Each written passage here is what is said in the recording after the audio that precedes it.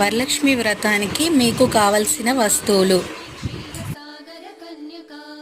उत्तिष्ठ हरि संप्रीते भक्तानां भाग्यदायिनी श्रीलक्ष्मी श्रीमहालक्ष्मी क्षीरसागर कन्यका उत्तिष्ठ हरि संप्रीते भक्तानां भाग्यदायिनी उत्तिष्ठोत्तिष्ठ श्रीलक्ष्मी विष्णुवक्षस्थलालये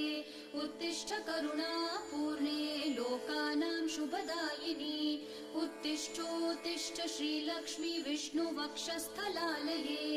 उत्तिष्ठ करुणापूर्णे लोकानां शुभदायिनी